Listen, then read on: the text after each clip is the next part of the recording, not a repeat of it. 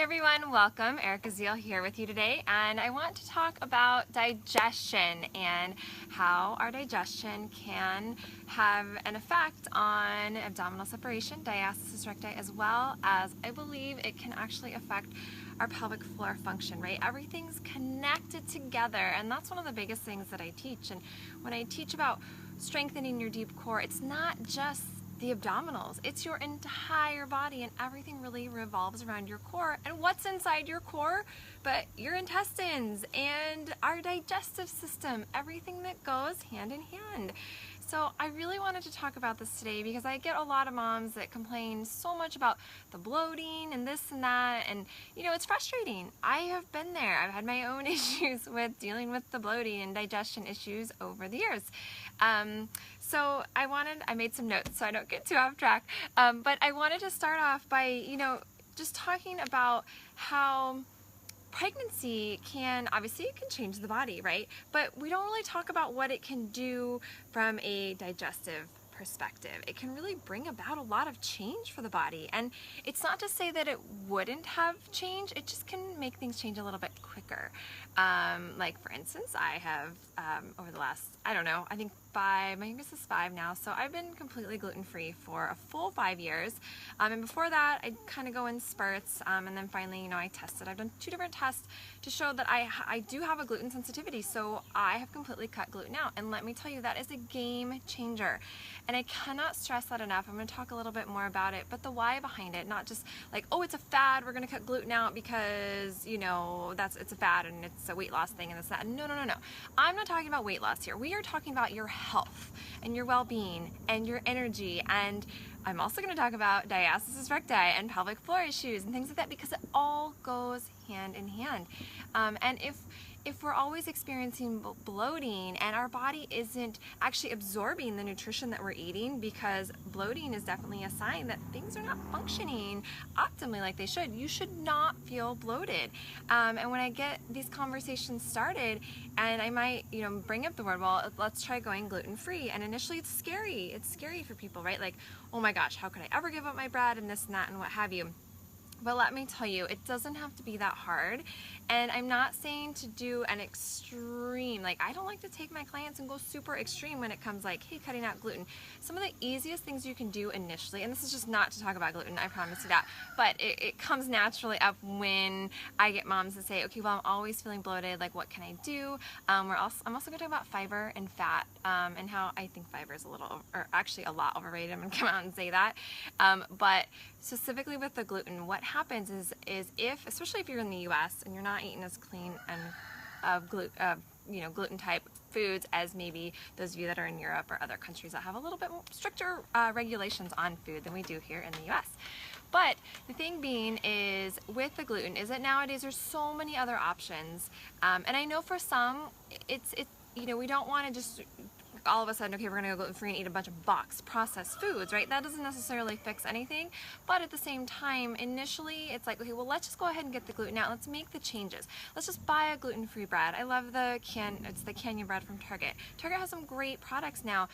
Get some gluten-free tortillas. Go with corn tortillas instead of flour. Those tiny little changes, and I know there's issues with corn. We could dive so much deeper, and this is, again, I don't want to get super on just about talking about, gluten-free with this video, but we can make these simple changes initially, and for let me just say this, any person I've ever worked with that I've gotten to cut out gluten, do you know what happens?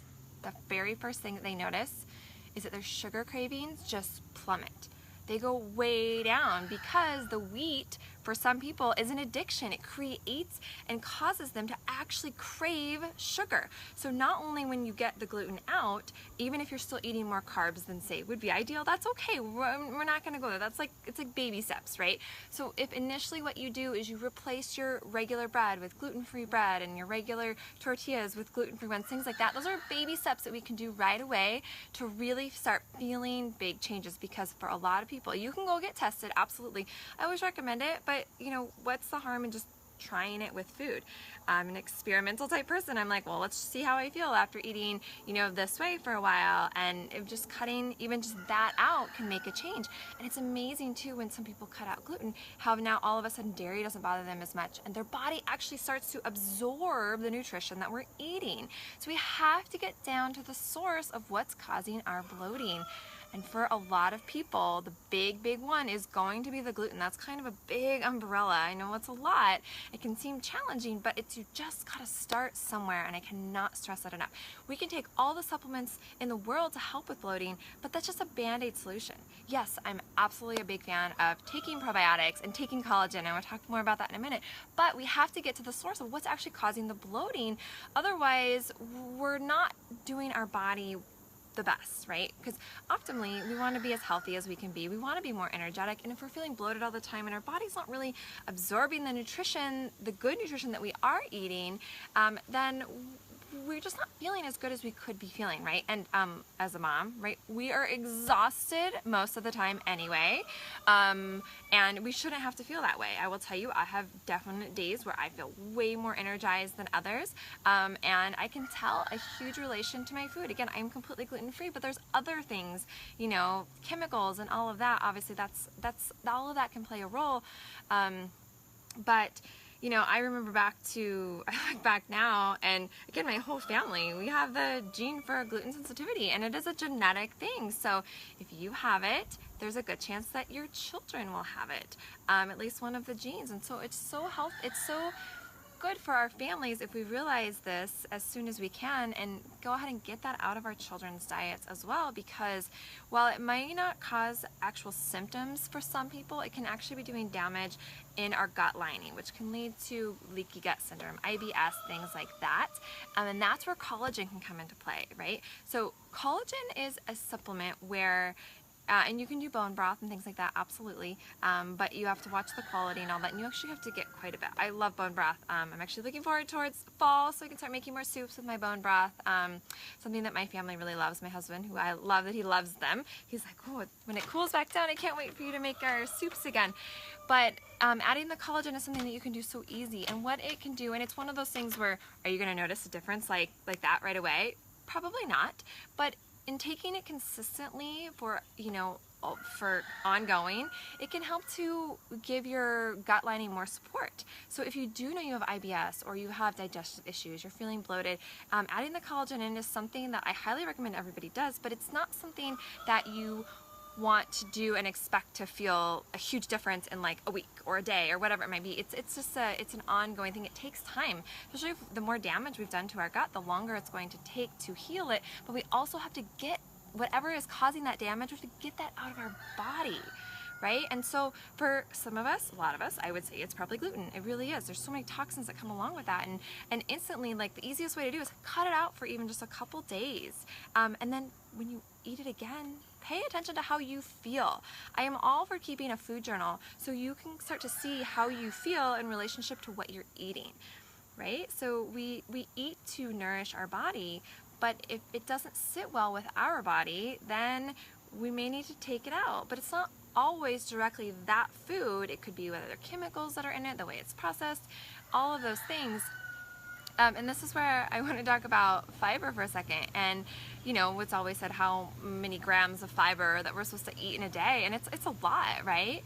But when you eat healthy, you're eating a nice nutritious diet full of lots of vegetables, good healthy vegetables, some fruit, eating a good amount of fat. Do not let fat scare you. When you start to cut out get the carbs down from the breads and the processed foods, which we shouldn't be eating if we can help it, like it's on a minimal basis, and we're eating good healthy fats such as coconut oil and nuts and olive oil and even butter and bacon and things like that, right? We just want to keep those in check, that we can be doing so, we can just be fueling our body with amazing energies.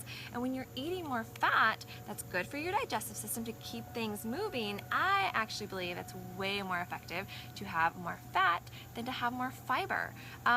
Fiber is something that is, again, I think it's overrated, but we're so drilled, oh, you've got to eat this amount of fiber, this, that, and the other. But if there's certain foods, like say broccoli or beans tend to be big ones, and after you eat them, you're like, oh, I just feel so bloated, like take a break from them for a while. Let's clear out your system. Let's try, switching out the gluten so that you can start to feel better. And when you start to feel better and things start moving better, right, then all of a sudden, oh, well, maybe we can start getting the pelvic floor to connect better. We can start to work to heal the diastasis better, because what happens, right, when you're pregnant, your organs actually move up up your body. And a lot of people don't talk about that. Like, so after you have the baby, if they may or may not naturally work themselves down where they're supposed to be, so they stay higher in your body.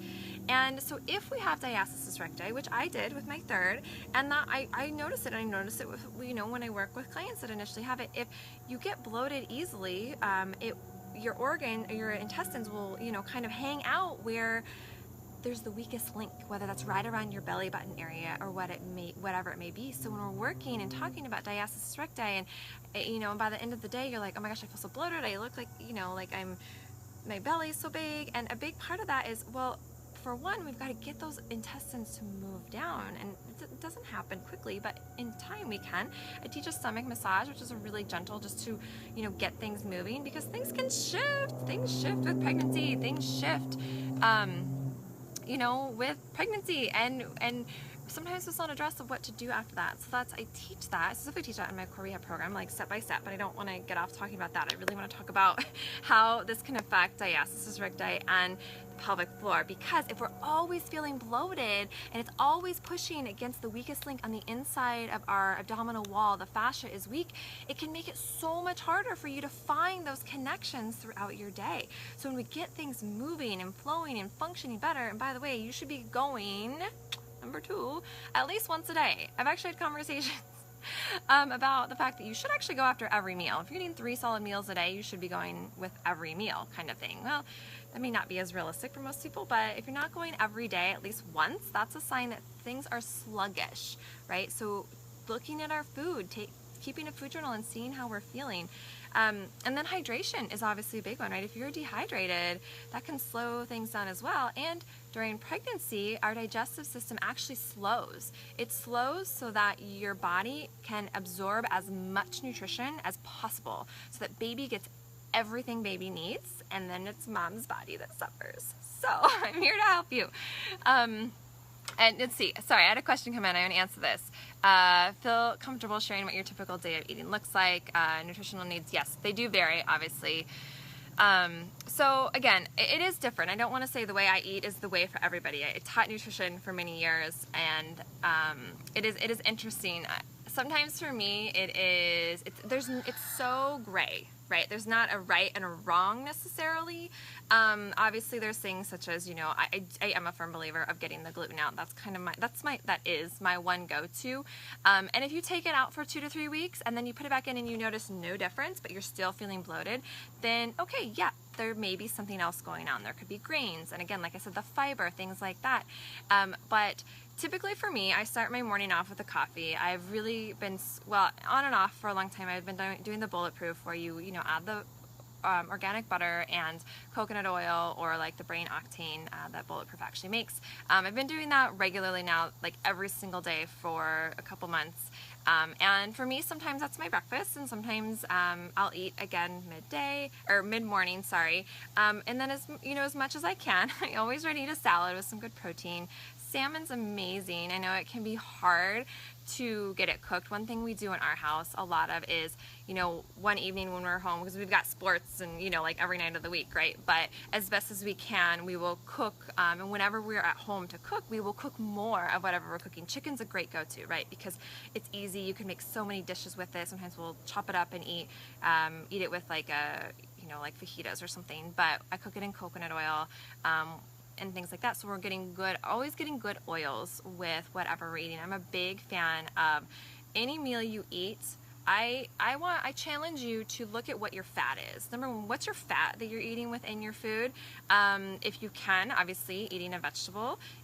if you can't get that in every meal, then maybe one of your meals is much heavier in the veggie department, and then protein. And I know the protein can be challenging for those that are vegetarians, but this is where eating the fat and the vegetables can really go a long way if you're not eating a lot of protein. The protein, I would tend to look more towards nuts as a source of protein, and really watching the beans. Beans are overrated in my opinion because they actually are really high in carbohydrates, and it's not to say that you can't have some, right? But maybe instead of eating a lot of them, we eat a little bit of them, and we don't rely on that as our main source. And when you actually start looking at, fat for fuel a little bit more, and again, everybody's bodies are different, and you don't want to just, I wouldn't just flip. You don't want to just start eating a ton of fat right away. It's got to be a gradual incline, because if you eat too much fat out of nowhere, it could cause diarrhea, right? So it's slow progression. So if you're looking at doing like a bulletproof coffee in the morning, don't just all of a sudden add like 4 tablespoons, 2 tablespoons of butter, 2 tablespoons of oil. Like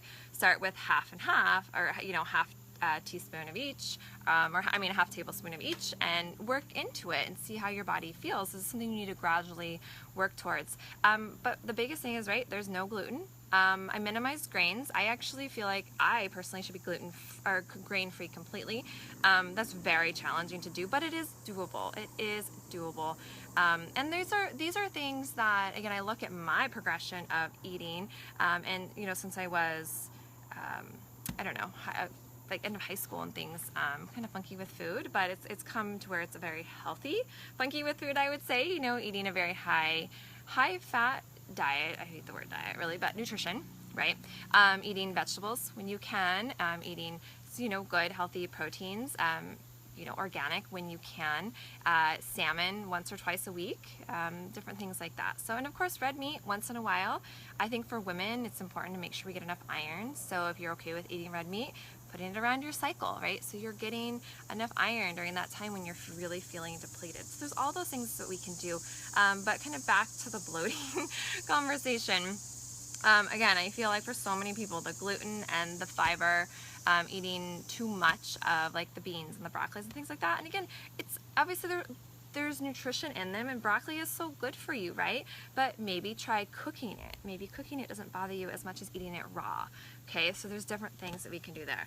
And I remember, I look back to, when I was in high school, and I remember, I'd be like, almost like sometimes I never connected the dots with food at that time, like causing bloating, and sometimes, gassy, and you're like, wait a minute, but I'm eating healthy, so I don't understand it. And as time went on, and I initially started in dietetics at college and decided I didn't want to be teaching what the government was teaching you to teach, the whole pyramid thing. I'm like, no. But I've since obviously realized and discovered that, wow, it was probably the gluten that really was causing, a problem for me when I was younger, but we didn't know. My parents didn't know then. It wasn't discussed. And so when it, actually I initially started learning more about gluten and actually celiac when I was in college, because I had a girlfriend who did have celiac, and that's what got me to really start to learn a lot about it. And I think from then I really decreased my gluten intake. I don't think I cut it out completely then, but it really decreased it. And it's just amazing when you can take a step back and be like, okay, how good do you want to feel? Don't you want to feel good and energized? That, take a little extra time to see what you're eating and how you feel after you eat. Because food, I went out to eat yesterday, and I told my husband, I was like, I can't eat there again. Or just definitely not very often, and I've got to really pick and choose what I eat. And it wasn't like a fast food restaurant, but it wasn't a super healthy, it was kind of one of those middle of the roads, and I'm really good at, knowing what to order, but at the end of the day, you don't have choice of what oil they're using, what potential seasonings they might be using on things that could have MSG in it, and I have become very sensitive to MSG. MSG is not one of those that may not cause bloating for you, but it could really affect how you feel. Your moods and energies and things like that. So, and obviously it's an excitotoxin to the brain, which we want to avoid those at all costs. I feel like I'm totally getting more on the nutrition side here, but it's great. I feel like I didn't talk about nutrition all day. But yeah, and I remember with each of my pregnancies, my first one, and I know a lot of you may notice different changes too with each one because, well, there's so much our body is doing, right? Like my first one, I all of a sudden realized I was like, I can't have lactose. And so, I stopped doing that, but I was still doing gluten. And then with my second, it was, somewhere in the middle. And there's all these things that can take place. And then at the end of the day, we're like, okay, what are we really putting into our body and how is it making us feel? When we start to look at our food, to help us optimally feel the best that we can, then use that as motivation to stick to eating a little bit healthier. It doesn't mean occasionally you can't have some wine, or any of that. Wine's gluten-free, by the way, so that's great. Don't drink beer. Things like that, like making healthy, making choices that are like a step up from where you're at. I'm not a big fan of completely going extreme, except for if you're going to cut out gluten, you need to cut it out completely. You can notice a huge change. I mean, even just a couple days taking it out, and then if you eat some, you might notice a difference. But generally, that 21 days, 3 weeks is huge. I will tell you a quick story. My son, with the gluten specifically, is like, I don't know that he noticed bloating. I don't know. He's only 8, but 2 years ago, and I kind of kicked myself that I didn't think of it sooner, the connection with the wheat or the gluten and the skin issues, and he was having asthmatic type stuff and sinus things, and we couldn't get to the bottom of it. One day I was like, Erica, duh, it's the gluten. Like, why are you letting him eat any gluten? And so we cut him cold turkey, and even my husband was a little skeptical at the time, and within 2 weeks, my husband was like, holy crap. That he's like a new kid. Not only have we like not given him an antibiotic since I cut him off of gluten, and I want to talk about this again, another whole topic for those of you with, everyone has little kids, right? But recognizing these things when they're little so we can help them to feel better. I remember one time taking him to the ENT, and he was, we had him on way more antibiotics than I was ever proud of. But I'm just glad we figured it out before, we did even more damage to his gut and to his body by giving him more antibiotics. But since we took him off of gluten, he's had no antibiotics. He's had no sinus infections. And you know what? His eczema went away in a couple weeks. And you know what? His behavior changed. Like, he's a sweet, sweet boy. And there was a huge improvement in his behavior, because he would have those occasional crazy meltdowns, and you're just like, I don't know where that came from. But anyway, cut him off gluten. We don't have those anymore. Never ever had one single. It was like this light bulb moment for him. It just like switched and changed his personality for the better. So there is the correlation of what it can be doing from an inflammatory response in our body to to kids and to us and things. So anyway, but kind of circling back to the bloating part of it is, right, if we're constantly feeling bloated internally and our body's not absorbing the nutrition we need, but with the diastasis specifically, right, if you're always having something pushing internally, it can make it that much harder to start to feel your core again. So the sooner we start to figure out what's going on with our nutrition, the sooner we can start to feel better from a physical standpoint, an emotional standpoint, and so many things, right? So above I added the link, which I teach some additional things on, how to move better, how to start to re-engage your deep core, which is so important, even if you do not have any pelvic floor dysfunctions right now or have any diastasis, it is never ever too early to start to make these changes and start to learn how to actually connect your core more appropriately, how to move your body better, because if you never have to deal with pelvic floor dysfunctional issues ever, that's amazing, right? But so many women do, and sometimes we don't talk enough about the correlation with what we eat and how it affects us physically. The other thing is too, like, you're going to see such a physical connection at a cellular level with our fascia, not only for movement, but hydrating it well by eating healthy, adding collagen into our diet. So one thing I wanted to just make sure that I had some tips here that I wanted to make sure I left you all with. So number one is obviously the removing of the gluten. So if you can try to do that, I would love, if you're doing that and you're like, okay, I'm going to do it, I would love for you to stay in touch. Let me know how it goes. Let me know if you feel a difference. And again, it doesn't mean going completely grain-free. That is something for some people that they need to do at some point, but right. And then, watching foods that are really high in fiber that might be causing bloating. Let's just maybe take those out for a short period of time, or decrease how you're cooking them, decrease the amount that you're eating, and see how you feel. If you can get that bloating under control, and you'll feel so much lighter in your core. Things will start to shift and move so much better for you, and then all of a sudden everything starts to fall into place. It's great. So number two, Number 2, hydration. You have to be hydrated. And sometimes, if this is you, if you feel like you're like, oh my gosh, I drink so much water, but I just always feel dehydrated, replace 2 cups of water with 2 cups of green juice. Make sure it's not high in sugar. You have to watch the sugars on that. So you want to get a green juice, cold pressed green juice, or you can do a fresh one, that's fine. But making sure that it doesn't have a lot of sugar. Very, very, very minimal sugar. Usually they don't taste as good, but they're good for you. Eating lots of vegetables. Okay, our body at a cellular level, our fascia absorbs the water from our vegetables, from things like chia seeds and the green juices that we drink, so much better than just water. So you can try that if you are the person who feels like, I drink so much water and I always feel dehydrated. So try that. Number 3 is probiotics, prebiotics, fermented foods, always great. You can actually notice, I think that's a great way to kickstart things. I would recommend taking a higher dose, like 50 billion probiotics. You want to get the ones that are refrigerated. They are more expensive, but it's going to be so much more worth it because you can just kind of kickstart your system, and it probably needs a little extra, especially if it's been feeling very, very sluggish. So maybe picking a probiotic that's like 50 billion and taking a stronger dose for like 2 weeks, and then you could back it down to a more manageable one once you start to feel things getting more regular. But sometimes we need that kickstart. And obviously fermented foods can be good. Different ones can affect you differently. Don't be surprised if you start drinking kombucha or you start eating more fermented foods and things start really moving for you. So that's actually really good. We want to get that stuff moving. Number 4, increase your fat intake. Now, one little side note I want to mention with the increasing of your fat is you've got to watch that you're not increasing your fat and keeping the carbs high.